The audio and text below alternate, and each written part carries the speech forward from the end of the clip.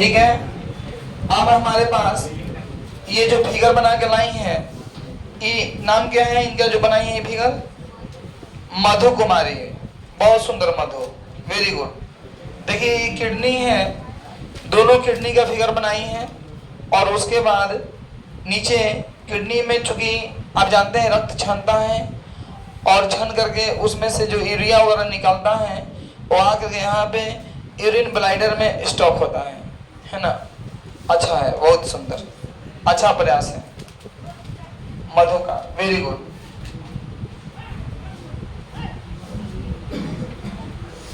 और ये है, ये भी मधु का है, मतलब ये किडनी के अंदर में होता है ये नेफ्रॉन, जो ब्रिकानो कहते हैं। ये भी अच्छा बनाई निकाल करके, अच्छा, वेरी गुड। ये है, ये किनका है? अंगज, बहुत सुंदर अंगज। तो नहीं हो गया है ना, नहीं कोई बात नहीं, ठीक है, गुड। करत कर अभ्यास से जड़मती हो तो सुजाना, रसरी आवत जाते हैं सिल पर पड़त निशान ना, वेरी गुड, अच्छा है। ये लेके जाइएगा एक आदमी आंखें। ये किडनी क्या बनाया है? किसका है? नाम बताइए। खुशबू निशान। और ये इनका किडनी है, एक ना, एक गायब कर दिए हैं, है ना, एक, चलो कोई बात नहीं, अच्छी है, अच्छा मानचित्र है आपका, बहुत सुंदर नामांकित चित्र, बहुत सुंदर है, ठीक है ना। और ऐसे ही प्रैक्टिस करिए आप, श्वसन तंत्र का ये बनाइए, सबका बनाइए जितना है 10th में। ये किनका है? वेरी गुड, भी आप ही का, बहुत सुंदर। तो नहीं ज्यादा लपेटा हुआ हो गया है, ये ज्यादा लपेटा हुआ हो गया तो सीधा सीधा बनाते तो और अच्छा होता, आपका आराम होता। ये देखिए, ये किनका है? पूजा सिंह, पूजा कुमारी नाम लिखी है। ये बहुत सुंदर बनाई है, बड़ा सा किडनी को आराम से दिखा दी है, पूरा स्पष्टता। और इस किडनी में अनेकों, किडनी को हिंदी में जो कि ब्रिक कहते हैं, अब ब्रिक के अंदर में अनेकों ब्रिकाणु होते हैं। ब्रिकाणु को बोलते हैं हम नेफ्रॉन। और आता भी है कि नेफ्रॉन का नामांकित चित्र बनाए हैं, ये नेफ्रॉन देखिए, ये नेफ्रॉन है, नेफ्रॉन ब्रिकाणु। इसी में ब्लड छनते हैं, ब्लड हमारे बॉडी में इसी में ब्लड छनता है, ये किडनी में होता है, इसमें होता है, ठीक है ना, इसमें ब्लड छनता है। अब ब्लड छन के चूंकि दोनों किडनी होता है, लेकिन एक है बड़ा में बनाई है, बहुत स्पष्ट दिख रहा है, अच्छा है। दोनों किडनी बनता है, नीचे होता है यूरिन ब्लैडर, उसी में रक्त छन के जाके उसमें अवशेष बेकार के जो पदार्थ निकलते हैं जैसे यूरिया अम्ल वगैरह, तो सब जा करके यूरिन ब्लैडर में स्टॉक होते हैं, है ना। बहुत सुंदर है, फिगर बनाने से माइंड ग्रो करता है, फिगर बनाना चाहिए, ठीक है ना, कंसंट्रेशन बढ़ता है, फिगर बनाने से कंसंट्रेशन बढ़ता है, ठीक है ना, वेरी गुड। ये बहुत सुंदर बनाई है, देखिए आप लोग, ऐसे आप लोग बनाने का प्रयास कीजिए, आइए, ठीक है ना, चलिए, बहुत सुंदर। आपका नाम क्या है? रतन कुमारी, अरे वाह, बहुत सुंदर नाम है, ठीक है।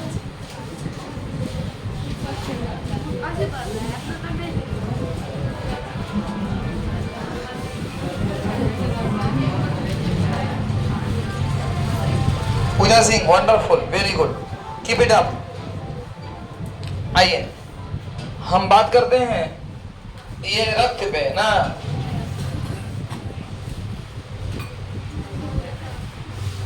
तो ध्यान से समझना होगा आप लोगों को।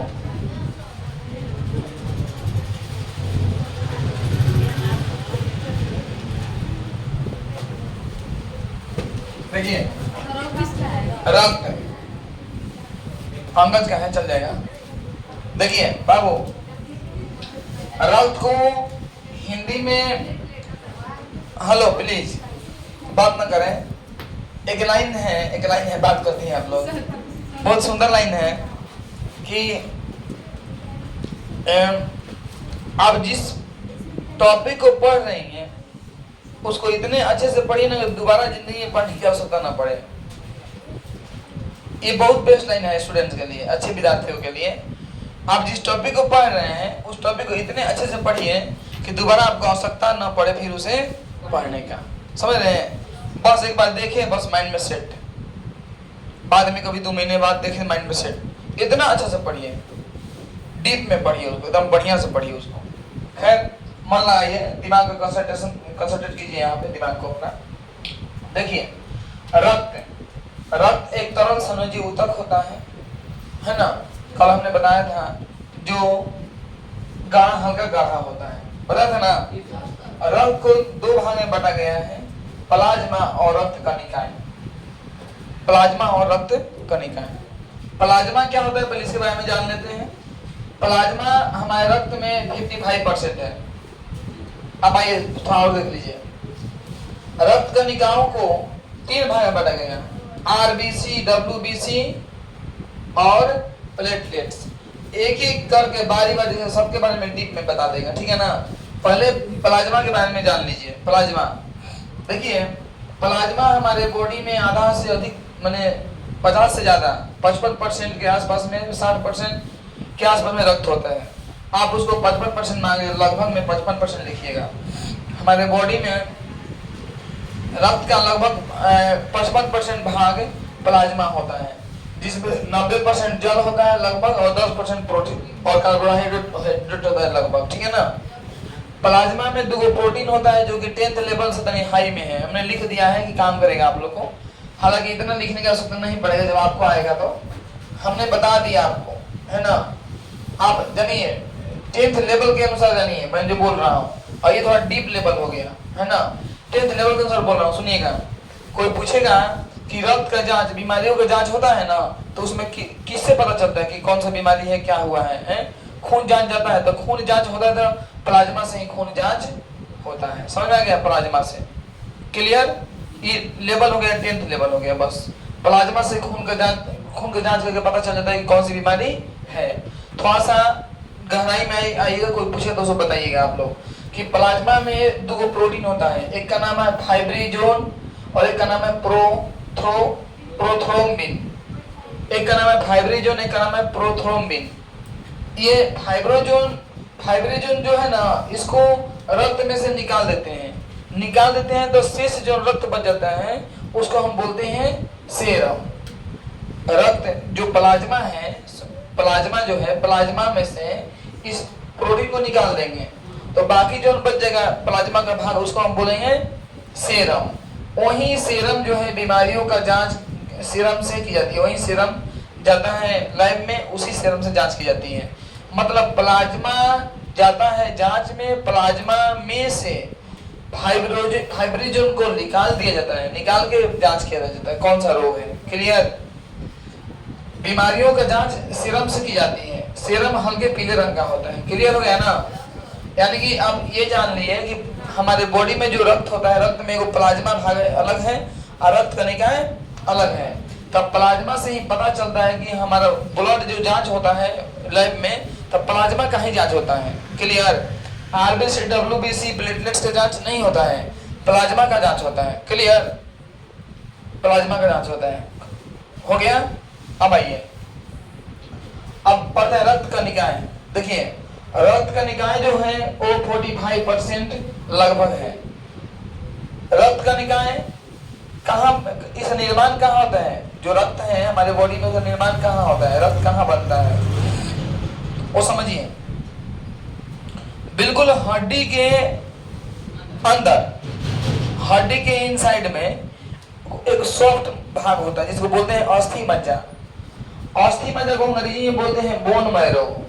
वहीं पे रक्त बनता है हमारे बॉडी में, मनुष्य के हमारे बॉडी में। लेकिन एक और प्रश्न बनता है कि जो भ्रूण होता है, भ्रूण किसको बोलते हैं? जो गर्भ में पलता है बच्चा, उसको भ्रूण बोलते हैं।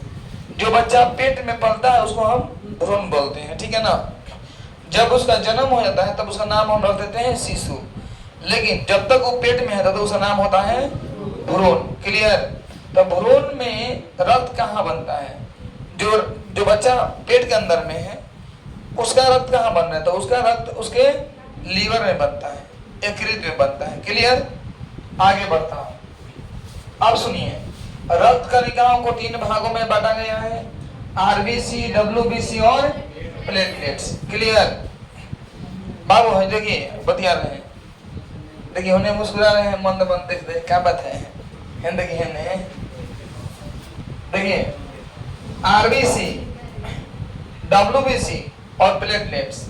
आरबीसी को इंग्लिश में बोलते हैं रेड ब्लड सेल्स, ये कार्पल्स भी बोलते हैं। Red blood cell, white blood cell और प्लेटलेट्स। लाल रक्त कणिकाएं, श्वेत रक्त कणिकाएं और प्लेटलेट्स। क्लियर? अब देखिए लाल रक्त कणिकाओं का संख्या है हमारे बॉडी में लगभग 10 लाख। इसका जीवन काल लगभग 120 दिन, यानी कि 4 महीने लगभग जिंदा रहता है। फिर वो मर जाता है। फिर मरने के बाद रक्त प्लीहा में चला जाता है। रक्त प्लीहा में, जो कल मैंने लिखवाया था जिसको ब्लड बैंक बोलते हैं, कल लिखवाया था। ब्लड बैंक किसको बोलते हैं? रक्त प्लीहा को बोलते हैं, स्प्लीन उसको इंग्लिश में बोलते हैं। उसमें ही मर के चला जाता है। क्लियर? तो ये 4 महीना तक जीवित रहता है, अपना काम करता है, फिर उसमें जाता है, फिर नया रक्त बनता है, अस्थि में से भी आता रहता है। आगे बढ़ता हूँ। रक्त में हीमोग्लोबिन होता है, हीमोग्लोबिन में आयरन होता है, आयरन। और मैंने आपको बताया था कि आयरन की मात्रा पुरुषों के अपेक्षा औरतों में कम होता है, यानी कि आयरन की मात्रा पुरुषों में ज्यादा होता है। मैंने कल बताया था ना, मेल में आयरन का मात्रा क्वांटिटी ज्यादा होता है और फीमेल में कम। मुस्कुरान देखिए ना, समझिए, सब मेहनत बेकार हो जाएगी ना। देखो बता, देखो बाबू हमारे, देखिए तो हीमोग्लोबिन में आयरन होता है। हमारे रक्त का रंग लाल का होता है, हीमोग्लोबिन के कारण ही हमारे रक्त का रंग लाल होता है। और हीमोग्लोबिन में क्या होता है भाई? आयरन। माने आयरन ही हीमोग्लोबिन को बढ़ाता है। क्लियर? जब आयरन की कमी होगा हमारे बॉडी में तो एनीमिया नामक रोग हो जाएगा। एनीमिया को हम बोलते हैं रक्त अल्पता, रक्त अल्पता माने रक्त की कमी। तो आयरन की कमी होगा तो हीमोग्लोबिन कमी हो जाएगा, रक्त घट गया। तो उसमें डॉक्टर जो है ना हम लोग को एनीमिया, आयरन की गोली लिखता है एनीमिया के रोग से बचने के लिए या इसको दूर भगाने के लिए। अब हम अभी कह रहे थे, बहुत इंपॉर्टेंट बात है, अगर मैं कह दूंगा तो मेरा टेंशन खत्म हो जाएगा। मैं आपको पढ़ा दिया, सिखा दिया। और उसके बाद मैं एक क्वेश्चन लिखवाऊंगा। कौन? क्वेश्चन नंबर कितना जाएगा जी? बोलिए, कितना जाएगा? 6 तो जाएगा ना, वो जाएगा तो वो खत्म हो जाएगा चैप्टर क्लॉज। फिर हम नया देंगे, ठीक है ना? सुनिए, फिर चैप्टर नंबर 2 देंगे। सुनिए, अभी तो बायोलॉजी हम रोकेंगे इसके बाद। तो हम ये कह रहे थे ना कि पुरुष में आयरन की मात्रा ज्यादा होता है, औरतों में कम। पुरुष की अपेक्षा औरतों में हल्का ब्लड कम होता है। क्लियर? ज्यादा एनीमिया का रोग औरतों में ही होता है, एनीमिया ज्यादा औरतों में ही होता है। और आयरन होने के कारण पुरुषों का जो बॉडी है थोड़ा सख्त होता है, थोड़ा कड़ा होता है, और औरतों की जो बॉडी होती है वो हल्की मुलायम होती है पुरुषों की अपेक्षा। क्यों? आयरन के कमी के कारण। अब पुरुषों का हड्डी थोड़ा, पुरुषों का जो बॉडी है थोड़ा सख्त होता है। क्यों? आयरन के अधिकता के कारण। आगे बढ़ता हूं। अब आइए थोड़ा सा और बात करता हूं। WBC, व्हाइट ब्लड सेल, श्वेत रक्त कणिकाएं। ये जो होता है WBC, श्वेत रक्त कणिकाएं, सैनिक का काम करता है, हमारे बॉडी में आए हुए जीवाणुओं कीटाणुओं को मारता है। इसकी संख्या लगभग 10,000 है, लगभग 10,000 है हमारे बॉडी में। ये जीवन का होता है 4 दिन। ये 4 दिन जिंदा रहता है, फिर मर जाता है, फिर अपना नया बनता रहता है। कहाँ बनता है? कहाँ बनता है? अस्थि मज्जा में, बोन मैरो में। एक जीवन काल का दिन 4 दिन में मर जाता है। कितना संख्या होता है? लगभग, हाँ, क्योंकि कणिकाएं है ना, कणिकाएं हैं तो समझ संख्या लगभग 10,000, एक लगभग 10 लाख। आरबीसी और डब्ल्यूबीसी का संख्या का अनुपात कितना होता है? 600:1। याद रखिएगा, ये हमें रोगों से रक्षा करता है। कौन? WBC, व्हाइट ब्लड सेल, जीवाणुओं रोगाणुओं से को मारता है, ठीक है ना? आगे बढ़ता हूँ। प्लेटलेट्स देखिए, प्लेटलेट्स जो है रक्त को थका बनाने में सहायता करता है, रक्त को थका बनाने में हमारी मदद करता है। कौन मदद करता है? प्लेटलेट्स। क्लियर? अब यहाँ पे कुछ जरूरी बात बताने वाले हैं, समझना होगा। इसमें विटामिन के होता है, प्लेटलेट्स में विटामिन के होता है। तो आएगा प्रश्न की हमारे रक्त को थका जमाने में कौन सा विटामिन मदद करता है? विटामिन के। कौन सा विटामिन? द विटामिन के। और विटामिन के को मदद करता है कौन कौन? द प्लेटलेट्स और कैल्शियम। सी ऐसे कैल्शियम होता है ना जी, प्लेटलेट्स और कैल्शियम विटामिन के को मदद करता है। तो आएगा प्रश्न कि हमारे खून को, रक्त को क्लॉटिंग करने में, मतलब थका जमाने में मदद कौन सा तत्व करता है? कैल्शियम। कौन सा धातु करता है? कैल्शियम। क्लियर? और रक्त को थका जमाने में मदद कौन सा विटामिन करता है? तो विटामिन के। ये बड़ा अच्छा प्रश्न है जो कि एक बार समझ लेंगे तो काम कंप्लीट। अब आइए, एक बार जीवन का होता है 4 से 5, ये 4-5 दिन में मर जाता है। कौन? प्लेटलेट्स। ये सब कहाँ बनता है? सब अस्थि मज्जा को अंग्रेजी में क्या बोलते हैं? बोन में। क्लियर हो गया? आइए, खून का रंग लाल क्यों होता है? पुरुषों के अपेक्षा पुरुषों और स्त्रियों में खून किसमें अधिक होता है? पुरुष में। पुरुष के होता है ना खून अधिक है। अच्छा, एनीमिया नामक रोग क्यों होता है? खून की कमी, मतलब आयरन की कमी का। एनीमिया नामक रोग क्यों होता है? आयरन कमी का। अब हीमोग्लोबिन कमी क्यों नहीं कह दी? आयरन क्यों कहे? अब हीमोग्लोबिन भी कह सकते हैं, लेकिन और भी बढ़िया आंसर आयरन, क्योंकि आयरन जो है हीमोग्लोबिन को बढ़ाता है और हीमोग्लोबिन ही मेन चीज है। समझ रहे हैं? आगे बढ़ूं। अब देखिए, हमारे रक्त में बहुत इंपॉर्टेंट चीज है जो बता रहा हूं। हमारे रक्त में हेपरिन नाम का एक प्रोटीन होता है। हमारे रक्त में हेपरिन नाम का प्रोटीन होता है जो शरीर के अंदर रक्त को थका जमाने से रोकता है। बात समझिएगा, हेपरिन नामक जो प्रोटीन होता है शरीर के अंदर रक्त को थका जमने नहीं देता है।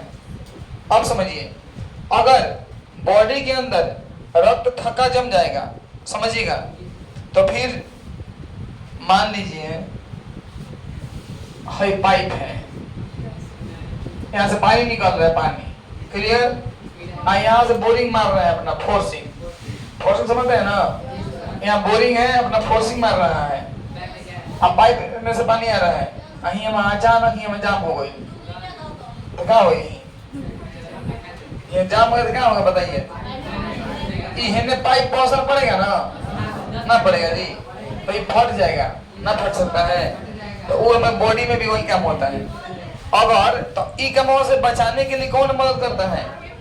हेपरिन में एक गुण है, पता है क्या? ये हवा से क्रिया करता है ना, तो ये निष्क्रिय हो जाता, मर जाता है। हेपरिन हवा से क्रिया करे तो ये मर जाएगा। तो देखिए, इसका मतलब समझिएगा, जब हमारा हाथ करता है, हाथ कटेगा तो हाथ करता है, तो यहाँ पे क्लॉटिंग, खून को थका जमाने में मदद कर रहा है विटामिन के। रक्त को थका जमा दिया यहाँ पे। क्लियर?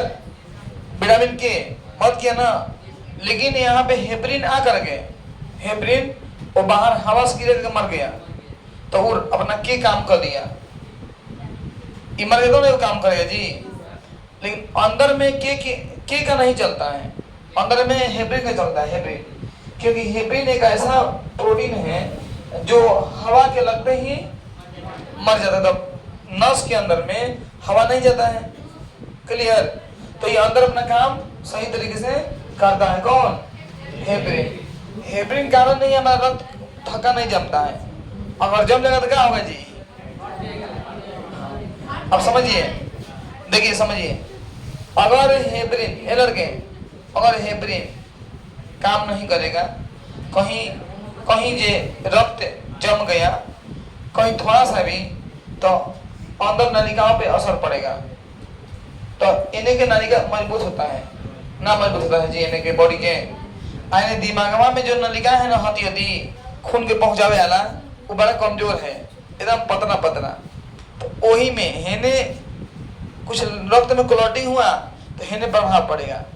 आप इस बात को समझिए, जब इतना बड़ा पाइप है, आप पाइप में से छोटे छोटे पतले पतले पाइप निकले होंगे, आप ये रोक दिए तो क्या करें, हे पे प्रभाव पड़ी, है ना पड़ी, छुटका प्रभाव ना पड़ेगा जी। तो यहाँ रोकेंगे तो सौर प्रभाव पड़ जाएगा। तो जेने कमजोर हुई होने भाती ना जी। तो देखिए, तो दिमाग जो है ना, दिमाग एक और नस बड़ा कमजोर होला दिमाग के अंदर में, तो ये फट जाता है। तो आदमी कहता है ब्रेन हेमरेज हो गया। ब्रेन हेमरेज ऐसा ही होता है ब्लड क्लॉटिंग के कारण। सुने हैं ना, चलो तो सुन ले कहियो कि ना। ब्रेन हेमरेज क्या है बोला, ब्लड की क्लॉटिंग का ब्रेन हेमरेज होता है। क्लियर। हाँ, कभी कभी अत्यधिक खुशी में चाहे सुख में ना भी इन्हें के ब्लड जो है ना, नलिकाएं फट जाती है बॉडी के अंदर की, और ब्लड बॉडी के शरीर के अंदर में इन्हें चल जाता है, तो आदमी की मृत्यु हो जाती है। उस स्थिति को बोलते हैं हार्ट अटैक, हृदय घात। वो हाइपर टेंशन में होता है, पता है ना। और या नहीं, हेब्रिन का वो कमाल देखिए। अब डॉक्टर साहब पे आते हैं, बात करते हैं। देखिए डॉक्टर साहब क्या करते हैं, देखिए हाई पहले बस समझिएगा क्या है, पहले समझिएगा क्या है।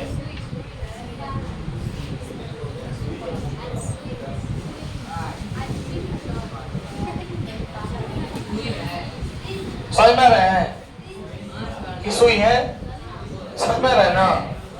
जब डॉक्टर साहब सुई देते हैं, ए बाबू, जब सुई देते हैं डॉक्टर साहब ना, पहले वो में ले लेते हैं कहाँ,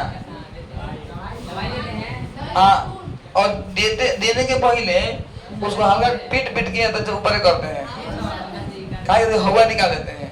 हवा, इसके हवा अगर चल जाएगा तो हेपरिन पर असर पड़ेगा। हेपरिन पर तो हेपरिन पर असर पड़ेगा, दिक्कत होगा, ब्लड धक्का जमेगा ना जी, दिक्कत हो जाएगा। ये चलते वो हवा निकाल देते हैं।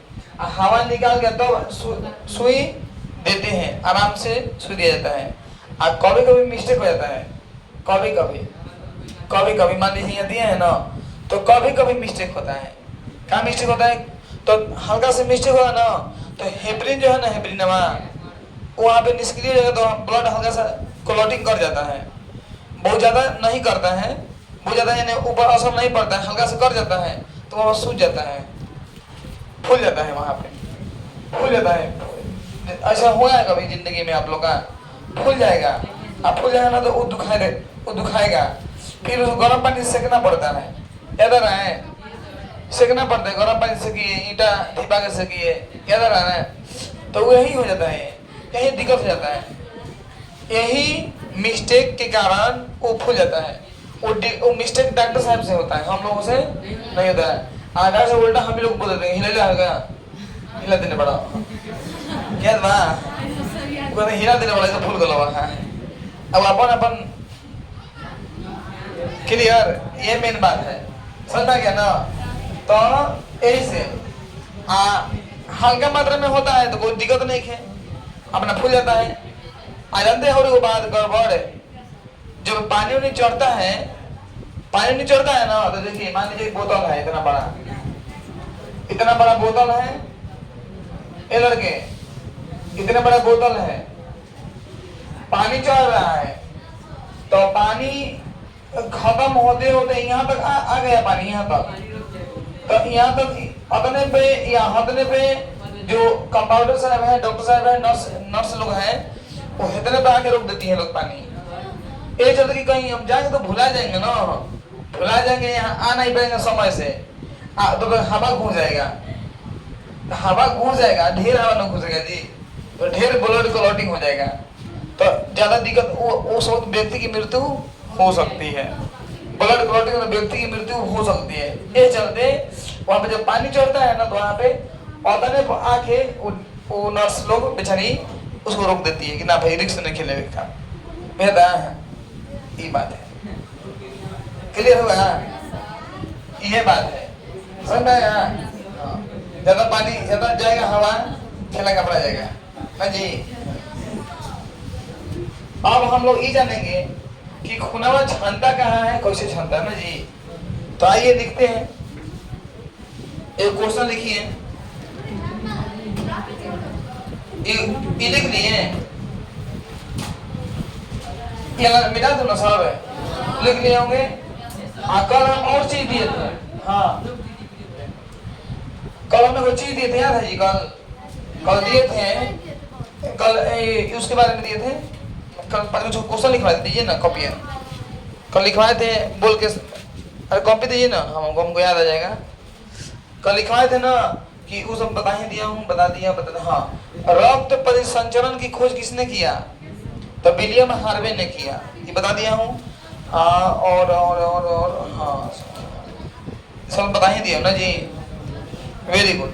क्वेश्चन नंबर लिख लीजिए, को बोलिए, क्वेश्चन नंबर 76 लिख लीजिए। ब्रिकानो अर्थात नेफ्रॉन का नामांकित चित्र बनाए। एक हो गया 77 नंबर। अब आप लोग चित्र बनाइए घर है, जितना हमने दिया है ना इस चैप्टर में वो दे रहा हूँ, तब मैं वो क्वेश्चन लिखवाऊंगा। ये अपने से घरे होगा, कोई दिक्कत। ये हो गया, फिर होगा कि ब्रिक अर्थात किडनी का नामांकित चित्र बनाए। फिर होगा 78 में पाचन तंत्र का नामांकित चित्र बनाए। 79 श्वसन तंत्र का, यस खूब सुंदर नामांकित चित्र बनाए। कितना सुंदर चित्र बना लाई थी, वही सब। और क्वेश्चन नंबर 80, क्वेश्चन नंबर 80 लिखिए।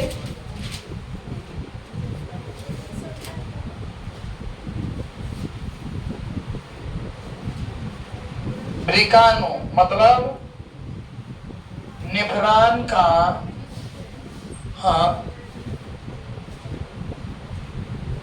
नेफ्रॉन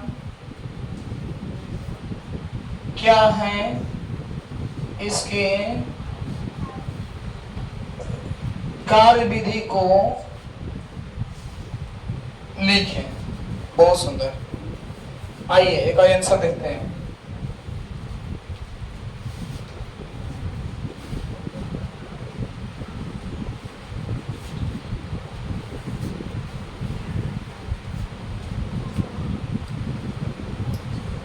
लाइट है ये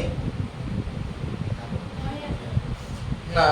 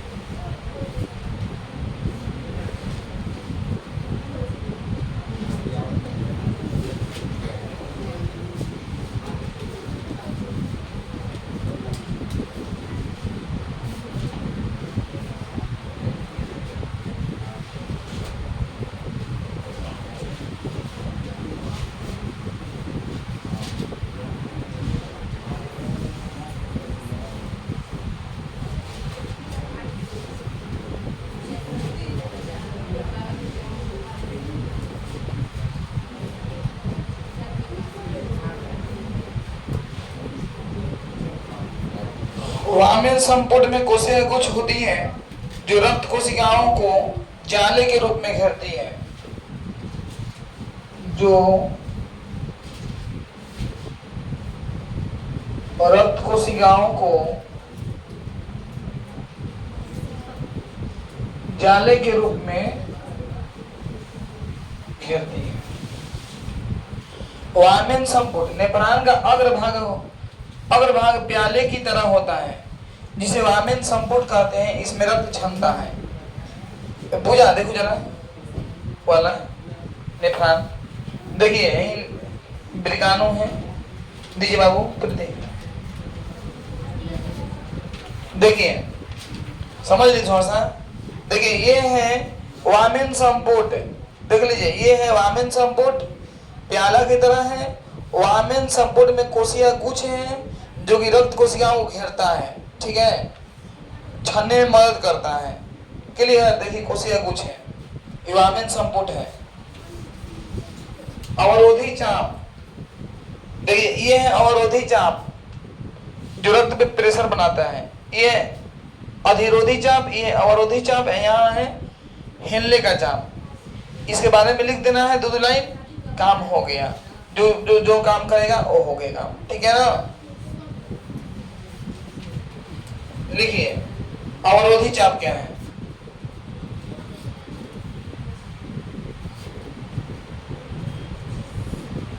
अवरोही चाप यहाँ लिखो, यहाँ लिखी दो, यहाँ पे अवरोही चाप, अवरोही चाप। वामेन संपुट के नीचे की नालिका जहां मोड़ी होती है, वामेन संपुट के नीचे की नालिका जहां मोड़ी होती है उसे अवरोही चाप कहते हैं। उसके बाद लिख लीजिए अधिरोधी चाप, अधिरोधी चाप।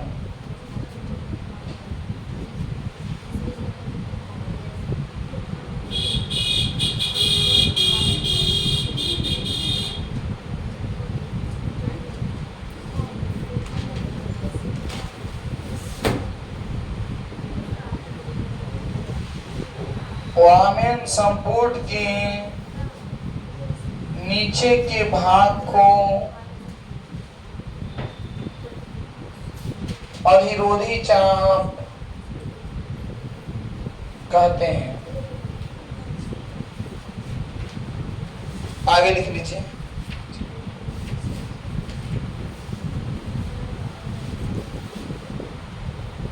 हेनले का चाप, यह लास्ट है। लिखिए अवरोही चाप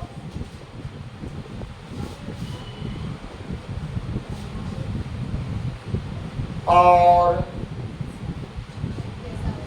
अधिरोधी चाप के बीच के भाग को हेनले का चाप कहते हैं। इसमें भी और डीप में लिखना है।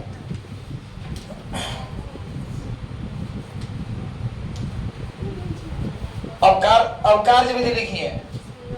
अभी और है 5-6 लाइन। कितने से मिटाऊं जी, बोलिए।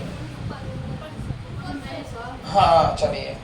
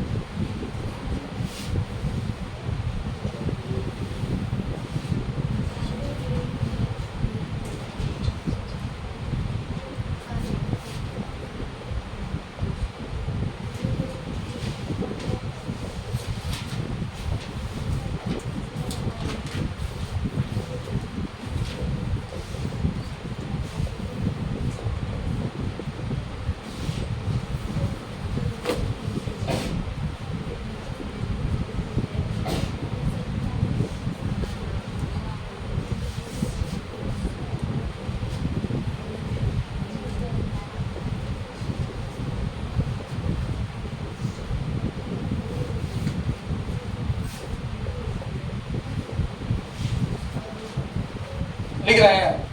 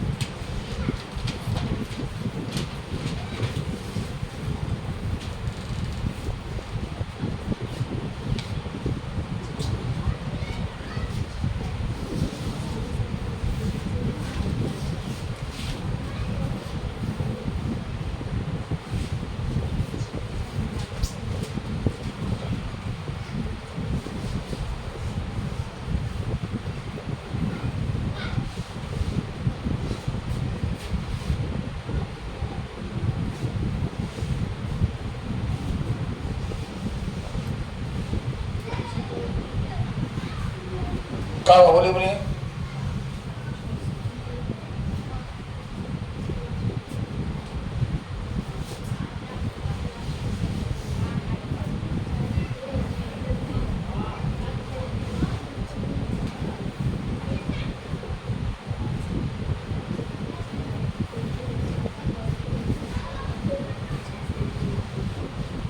क्वेश्चन 80 हो गया ना, 80, हाँ हो गया।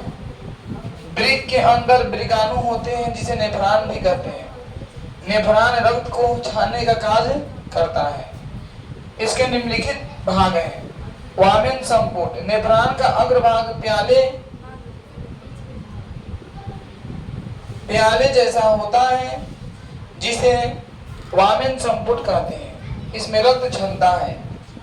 कोशिका गुच्छ, वामेन संपुट में कोशिका गुच्छ होती है जो रक्त कोशिकाओं को जाले के रूप में घेरती है। अवरोही चाप, वामेन संपुट के नीचे की नालिका जहां मुड़ी होती है उसे अवरोही चाप कहते हैं। अधिरोधी चाप, वामेन संपुट के नीचे के भाग को अधिरोधी चाप कहते हैं। हिलने का चाप, अवरोही चाप और अधिरोधी चाप के बीच के भाग को हिलने का चाप कहते हैं। अब देखिए कार्य विधि देख लीजिए। कार्य विधि है, कोशिका गुच्छ में उच्च रक्तचाप के कारण उत्सर्जित पदार्थ छन कर रक्त से बाहर हो जाते हैं। ये पदार्थ जल के साथ संग्राहक नाली में आ जाते हैं और नालिका द्वारा मूत्राशय में पहुंच जाते हैं। मूत्राशय को अंग्रेजी में बोलते हैं यूरिन ब्लैडर ना। Very good. कोशिका गुच्छ में रक्त के साथ साथ यूरिया अम्ल तथा लवण भी छन कर मूत्राशय में आ जाते हैं, मतलब यूरिन ब्लैडर में चले आते हैं और मूत्र मार्ग से शरीर से बाहर निकल जाते हैं।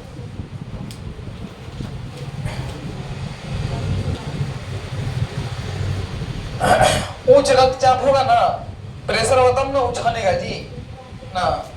हो गया ना, लिख लीजिए आराम से।